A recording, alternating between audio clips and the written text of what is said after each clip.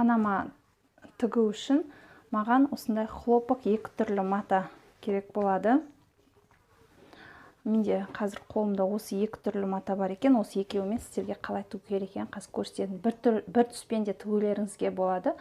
Мен осы екеуімен тігемін. Қазір біз ең бірінші мынандай, мен уже мынаны қиып алдым. 50-де 50.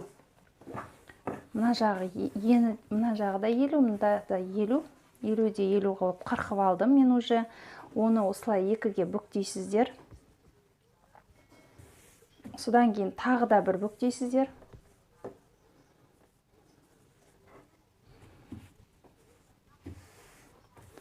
Бізге панама шығу үшін біз баланың бас өлшемін біліп алуымыз керек. Баланың бас өлшемі менде қазір 45. Мен жағдайымда енді баланың қазір менде балам ұйықтап жатыр, сіздерге көрсете алмаймын. Мен мына басты манекенді көрсетейін сіздерге. Мына желкеден қазір мен осының алдында да видеоларда бас өлшемін қалай алу керек екенін көрсетіп жүрген болатынмын. Қазір де көрсетейін. Мына желкеден осындай сантиметровая лента тігетін қыздардың барлығында бар деп ойлаймын. Тоқыма тоқитын, тігін тігетін қыздарда. Міне осы жерден бастап мынау шекеге дейін, мына жерге дейін, мына осылай өлшейсіздер. Мынау енді сырғып кетіп тұр. Мына сол кезде баланың жаңағы глубина дейді ғой, биіктігін, шапканың биіктігін осылай білулеріңізге болады. Енді менде қазір 32 болып тұр баланың басының өлшемі. Қазір оны 2-ге бөлген кезде 16 шығады.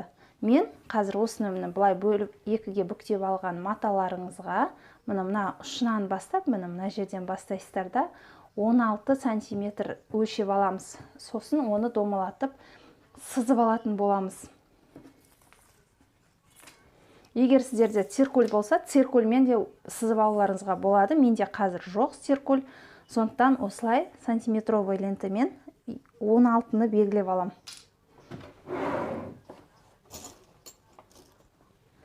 Мына.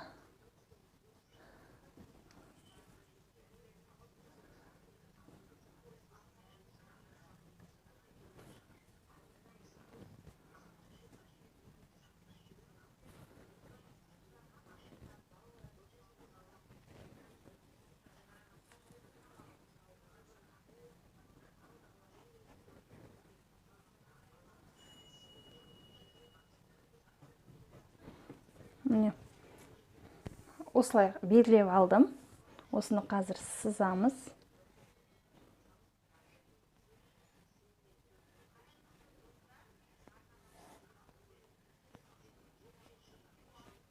Міне бұлай сызып алдым. Енді мына жағына тағы 1 сантиметрден, іш жағынан 1 сантиметр где-то тағы да бір сызып аламыз.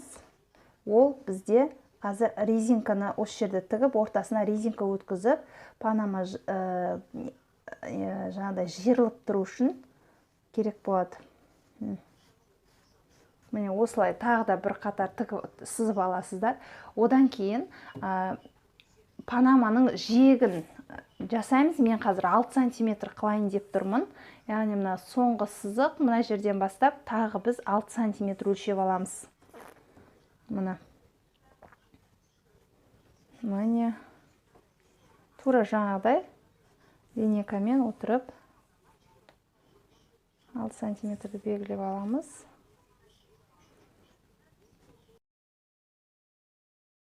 Міне, белгілеп алдық. Оны да сызып аламыз.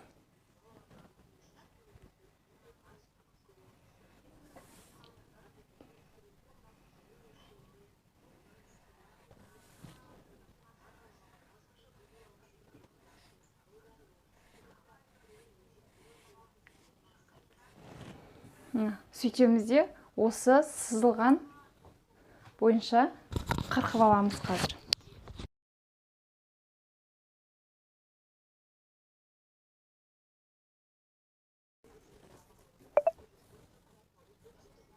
Бізде осындай домалақ пайда болды. Енді тура осылай қылып, екінші матамды да қазір сызып, осылай қырқып аламын. Міне мен матаға қойдым, шет-шетіне инелермен қыстырып, екінші матамды да дәл осы көлеммен өлшеп қырқып алдым. Біз енді ары қарай оң бетімен мына жағын, матаның оң жағын былай қоясыздар, мына жақтағы оң бетін бір-біріне қаратасыздар.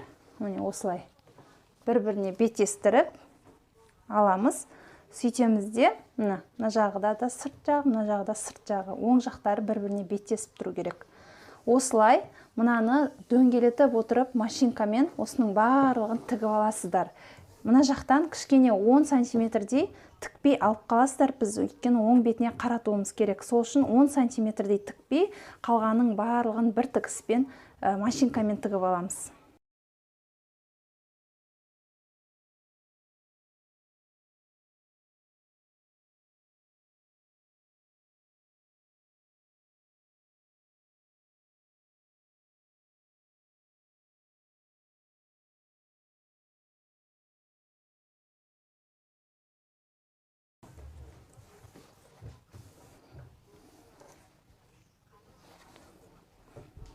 Енді қаратып алдық. Қазір бізде енді мынаның бәрі тігістері ровно тұрған жоқ. Осының бәрін дұрыстап, осының барлығын қазір дұрыстап, үтіктеп аламын. Ровно тұрған жоқ. Осының бәрін шығарамыз. Сөйтеміз де үтіктеп аламыз барлығын. Міне мен уже екі жағын да үтіктеп алдым. Шететін барлығы ровно болды. Енді біз бүктеп өлшеген кезде мына жағында 6 сантиметр жиегіне қалдырған болатынбыз. Енді сол жиегін қазір мына матаға қайтадан сызып келтіріп аламыз. Тағы да айтамын, циркуль болса, циркульмен жасайсыздар. Менде циркуль жоқ болғандықтан қолмен сызып алатын боламын. 6 сантиметрді жиегіне қалдырамын. Осының барлығын белгілеп сызып аламыз.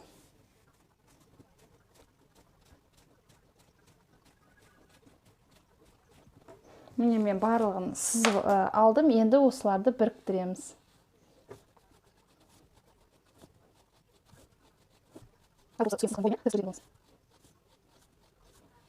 Міне бір сызық жүргізіп өттім. Енді мына сызық сіздерге көрініп тұр ма? Міне мына жерден өтілген жаңағы осы сызығымыздан кейін тағы да 1 сантиметр, мен 1,5 сантиметр алам.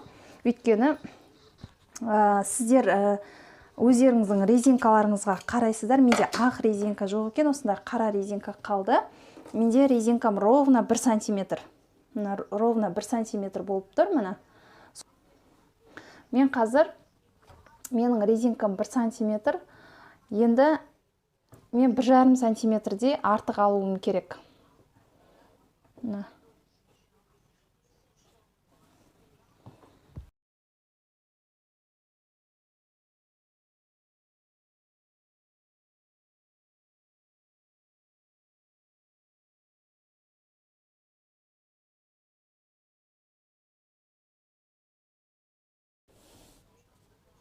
Мен сызып алдым.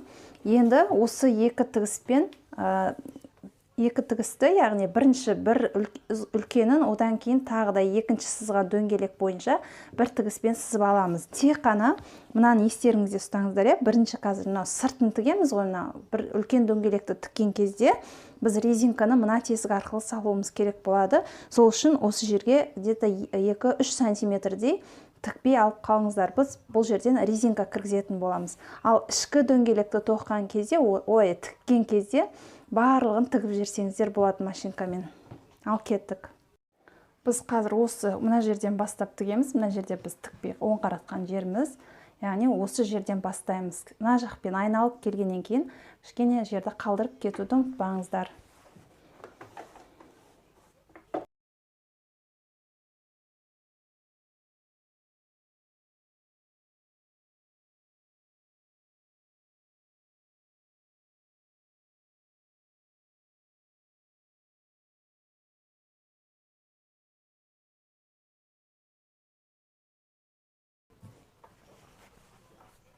Енді біз ішіндегі кішкентай сызықты бойынша бір тігіспен тағы да жүріп өтеміз.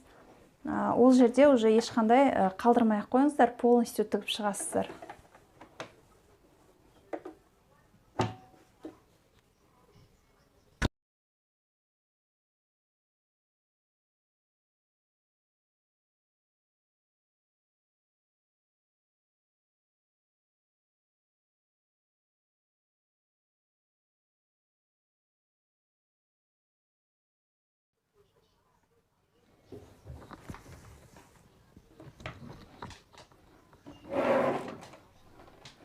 Енді сіздер осындай резинкадан қандай түс болса да бола береді. Менде қазір ақ түсі қалмапты, осы қара түсінен жасай беремін.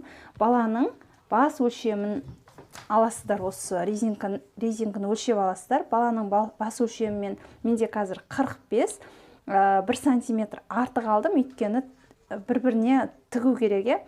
Сол үшін баланың басынан 1 сантиметр артық қылып, осылай қырқып аласыздар. Мен уже қырқып дайындап қойдым, міне.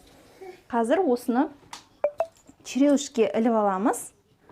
Менде осындай кішкентай түйреуіш екен. Міне. Сөйтемізде жаңағы ашық қалдырған жерден бізде міне осы жерден кіргіземіз.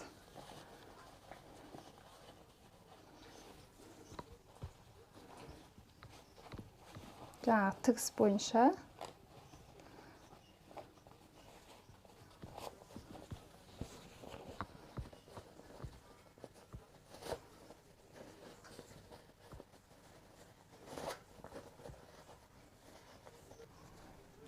мен жеттім, мына жерге келдім.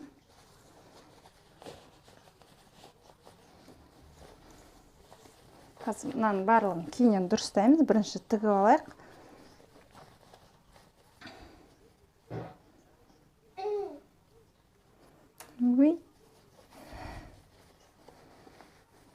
Қызым оянып отыр.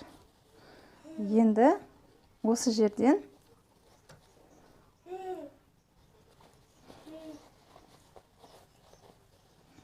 мынау резинкамен мына резинканы бір-біріне осылай қойып,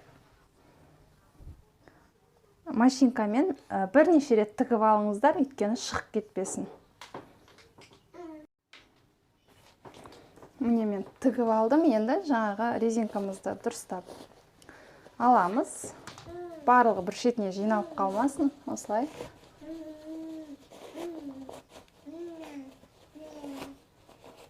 Барлық жері жиырылып тұратындай болсын. Мына жерге резинка, мына жерде мысалы жиырылып тұрған жоқ, осы жерлерге апарайық.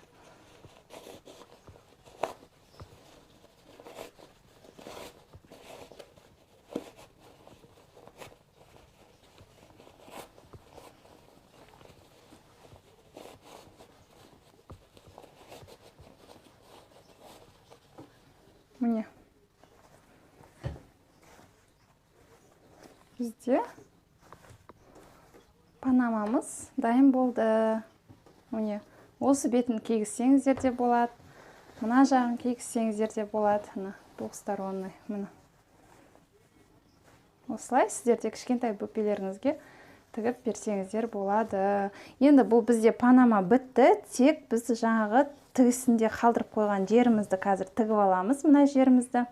Одан кейін мына жерімізді бүлдірмейтін тігіспен, машинкамен тігіп алатын боламыз. Осы екі жерді тігіп аласыздар, сонымен біздің панамамыз дайын. Сіздер де осы панаманы тігіп алыңыздар, өте оңай. Видеоның соңына дейін көргендеріңізге рахмет. Менің жұмысыма лайк басыңыздар, сұрақтарыңыз болса комментарийға жазсаңыздар болады. Мен барлығына жауап беретін боламын. Келесі видеода кездескенше сау болыңыздар.